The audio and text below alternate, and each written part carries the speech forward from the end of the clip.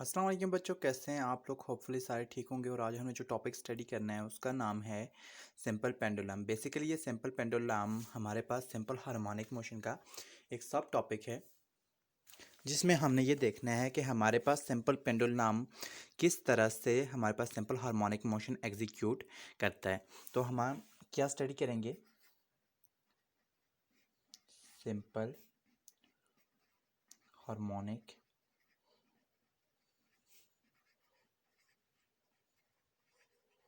Motion.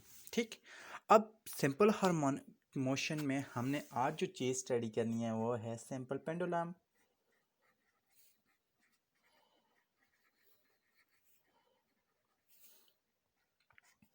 और ये 10.4 है आपके पास। अब सिंपल पेंडुलम होता क्या है आपके पास, देखें। सिंपल पेंडुलम को समझने के लिए आपने सबसे पहले ये देखना है कि आपके पास क्या है, एक फिक्स स्पॉट है जिसको आप पिवट भी कहते हैं। इसके साथ आपके पास इन एक्सटेंसेबल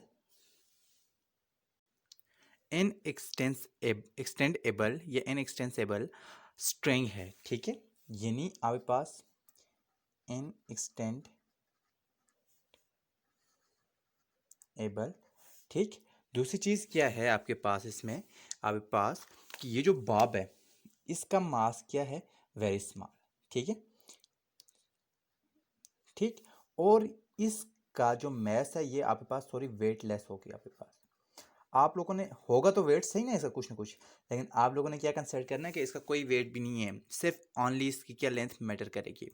अब ये कनेक्टेड किसके साथ है, फिक्स स्पॉट के साथ जो फ्रैक्शन लेस हो, यानी ये आपके पास जो स्पॉट है वो क्या होनी चाहिए, फ्रैक्शन लेस। आप दोबारा समझ लें कि सिंपल पेंडुलम आपके पास एक आइडियलाइज मॉडल है जिसमें आपने एक पॉइंट मैस लेना है जो एक वेटलेस इनएक्सटेंसिबल स्ट्रिंग के साथ कनेक्टेड है, और एक फिक्स स्पॉट जो फ्रैक्शन लेस है उसके साथ ये लगा हुआ है। अब एट दिस पॉइंट यहाँ पे देखें, ये किसी कनेक्टेड है तो इसके ऊपर क्या लग रहा होगा, wait.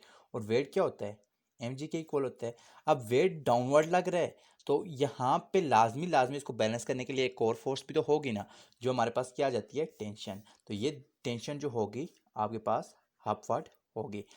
Eight stable point, stable point के ऊपर आपके पास दोनों क्या होंगे, टी इक्वल टू डब्ल्यू। ये टेंशन और वेट आपस में क्या है, आपस में इक्वल हैं। लेकिन अगर ऐसी सिचुएशन आ जाती है, मैं कहता हूँ यार मैंने इसको साकिन नहीं रहने देना। ठीक है, ये मेरे पास वो ही आ गया, पी वेट आ गया, थोड़ा सा बड़ा करके बना रहा हूँ, थोड़ा सा यहाँ पे समझना है इसको। यहाँ पे मैंने कहा मैंने इसको साकिन नहीं रहने देना, पहले ये यहाँ पे था। अब मैंने कहा कि क्यों ना मैं इसको मूव करूँ, तो यहाँ से मैं लेके इसको कहाँ पे ले आया, यहाँ पे। अब जिस टाइम मैं यहाँ पे लेके आया, पहले मैंने कहा लेट इसकी लेंथ क्या थी, एल थी। अब यहाँ पे जाके लेंथ चेंज होगी, नहीं। लेंथ कैसे चेंज होगी, लेंथ तो जो पहले थी वो ये भी है। ठीक है, एल ये। लेकिन यहाँ पे जो वेट लग रहा था वो चेंज हो गया, टेंशन चेंज हो गई।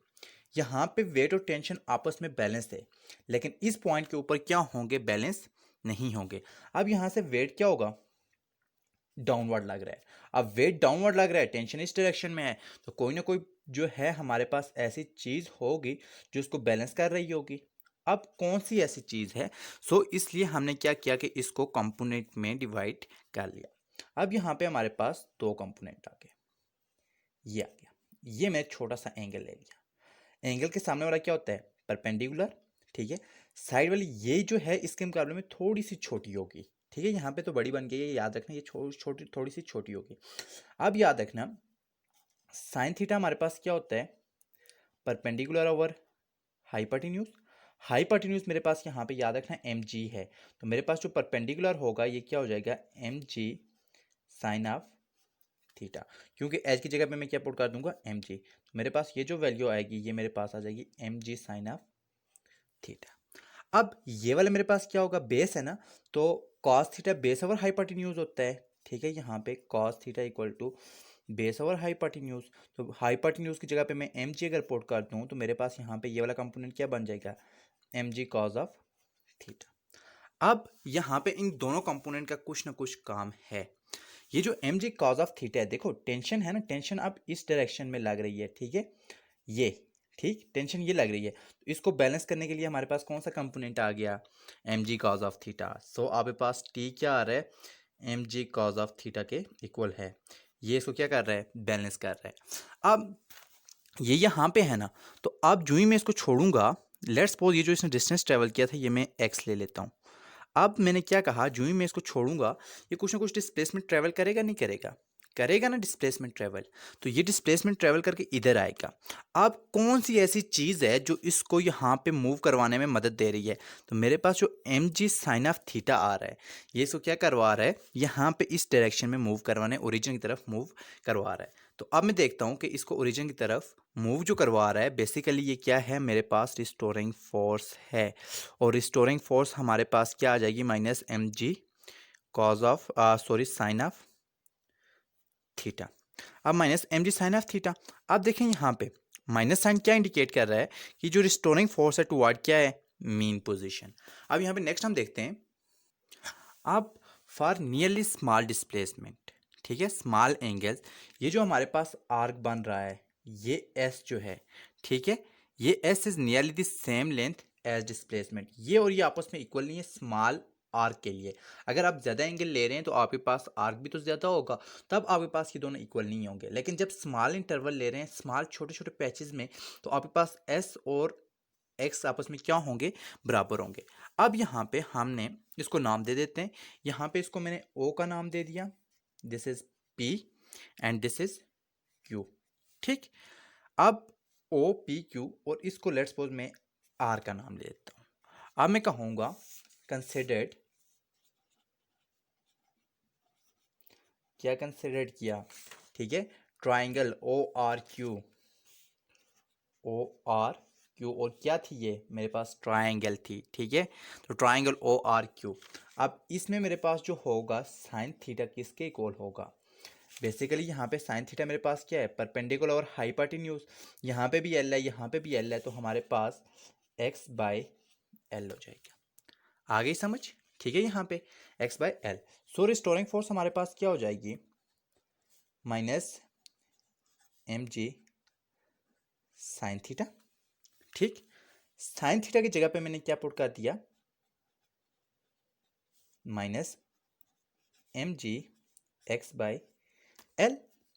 या मैं कह सकता हूं कि ये जो मेरे पास मैस ऑफ बॉब है ये भी कांस्टेंट है, जे की वैल्यू भी कांस्टेंट है, और लेंथ की वैल्यू भी मेरे पास क्या है, कांस्टेंट है, एंड टू एक्स, क्योंकि एक्स मेरे पास कांस्टेंट नहीं है। तो मेरे पास क्या हो जाएगा, जब भी कांस्टेंट को हटाएंगे क्या आ जाएगा, डायरेक्टली प्रोपोर्शनल, और F restoring is directly proportional to minus X, and this is first condition of simple harmonic motion. ठीक है, तो फर्स्ट इक्वेशन आ गई। अब लेट्स सपोज इस इक्वेशन को मैं क्या कहता हूँ, ये मेरे पास 2 नंबर है, ठीक है, सही है, 1 नंबर में इसको पीछे दे देता हूँ, ये मेरे पास 1 आ गई एफ रिस्टोरिंग, और ये मेरे पास 2 आ गई। अब देखें, according to Newton second law, F equal to क्या होता है, एम ए होता है या नहीं होता, तो हम यहाँ पे लिख सकते हैं कि according to Newton law F restoring is equal to m a, put this value in equation 2, so m a equal to minus M g, और यहाँ पे x बाय एल, ये वैल्यू आ गई, एम एम के साथ cancel, so a equal to minus g x by l. आ गई यहाँ तक समझ। अब देखें, a equal to minus g भी कांस्टेंट है, एल भी कांस्टेंट है, x मेरे पास बच गया। अब जब मैं दो कांस्टेंट को हटाऊंगा तो मेरे पास क्या बच जाएगा, a is directly proportional to minus X, and this is second condition of simple harmonic motion. ठीक, ये आ गया हमारे पास। अब नेक्स्ट चीज़ हमने क्या देखनी है यहाँ पे, ठीक है, दोनों कंडीशन हमने सेटिस्फाई कर दिया, और हमने कहा कि सिंपल हार्मोनिक मोशन की जो मोशन होती है वो हमारे पास क्या करती है, क्या एग्जीक्यूट करती है, बेसिकली हमारे पास सिंपल हार्मोनिक मोशन एग्जीक्यूट करती है। सिंपल पेंडुलम की जो मोशन होती है, सॉरी, वो सिंपल हार्मोनिक मोशन एग्जीक्यूट करती है, और हमने यहाँ इक्वेशन ये और ये इससे हमने प्रूव कर दिया दोनों कंडीशन से। अब हमने नेक्स्ट देखना है। अब नेक्स्ट हमारे पास क्या आता है, देखें यहाँ पे नेक्स्ट जो चीज़ हमें देखनी है, इसका रिलेशन विथ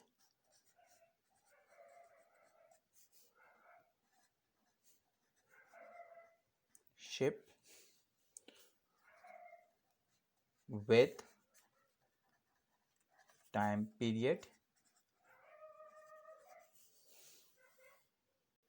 and frequency.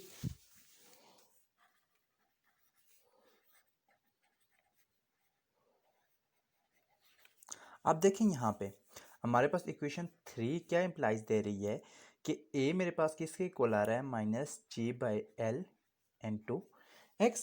ठीक, अब यहाँ पे दूसरी चीज़ ये जो है, लेट्स सपोज मैं कहता हूँ a equal to minus constant into x, और हेयर जो कांस्टेंट आ रहा है ये हमारे पास क्या आ रहा है, ओमेगा स्क्वायर आ रहा है।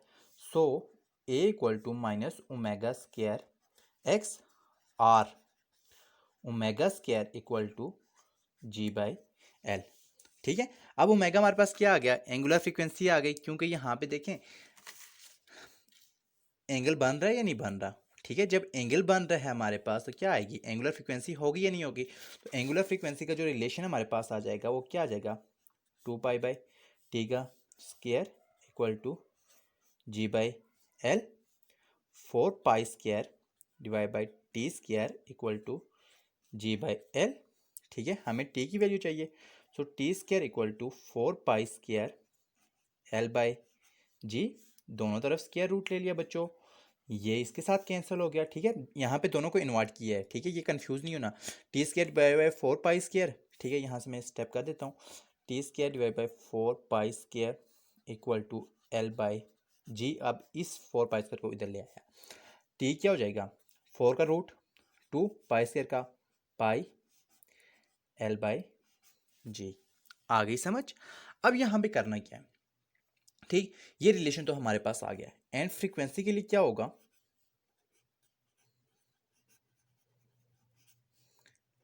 F equal to 1/t, put करते हैं 1/2 पाई एल बाई जी, या यहाँ पे क्या हो जाएगा 1/2 pi under root G by L.